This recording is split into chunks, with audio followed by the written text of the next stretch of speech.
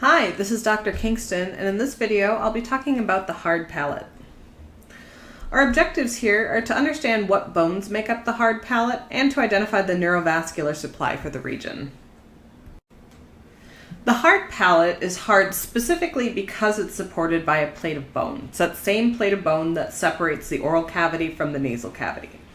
It is primarily composed of the palatine process of the maxilla, which is this part here. All right, so starting way up close to the teeth and extending posteriorly here to where we see this transition to a smoother palatine bone.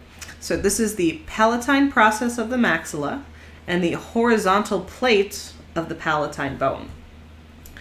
Now, because it is bony, any neurovasculature traveling through it will have to tunnel its way. And so to accommodate that, we see three sets of foramina.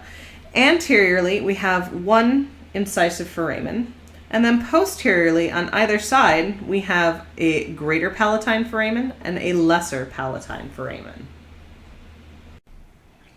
The neurovasculature that we see traveling through these holes is going to do so specifically to serve the mucosa that lines the hard palate within the oral cavity. So everything that we're going to see here is either a branch of the maxillary artery or of the maxillary nerve. And if you think of those general positions within the face, you realize we're going to have to send some branches inferiorly to reach the mucosa on the oral surface of the palate. So for the artery, the descending palatine artery is going to leave the pterygopalatine fossa. So that's just this little space right here. And it's going to enter into the greater palatine canal. And as it does so, it's going to change its name to the greater palatine artery to match. The greater palatine nerve is going to branch from the pterygopalatine ganglion, which is up here. So that sends another branch down here. The greater palatine nerve is going to join up with the greater palatine artery, and they're going to travel together through that greater palatine foramen to get onto the oral surface here of the hard palate. Okay? Now, once they have reached this position on the palate, the greater palatine artery is going to send off a couple little branches, and it is going to supply pretty much the entire hard palate. The greater palatine nerve, however, has a little bit shorter range, and it's going to supply everything up to about these premolars, so this general area here.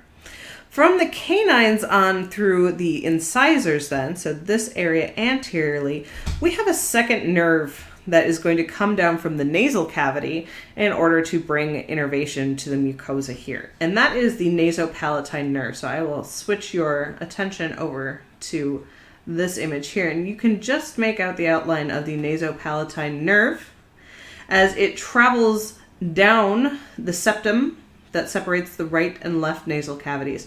That is going to travel down through that maxillary process, through the palatine process of the maxilla, and that is going to pass through the incisive foramen, which is the name for that pathway it takes down through there, and that will innervate the palate posterior to the incisors, but anterior to this posterior part of the canine.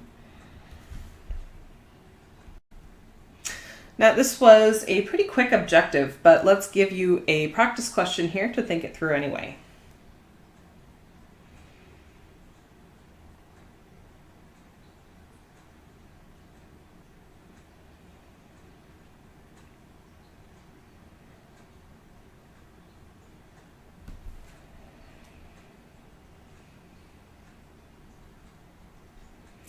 So correct answer here is A, the central incisor.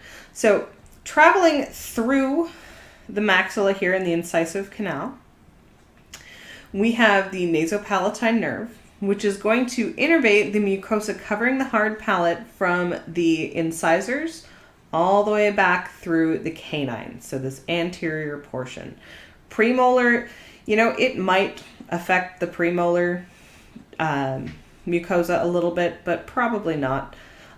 Second and first molar are definitely too far posterior in the mouth to be affected.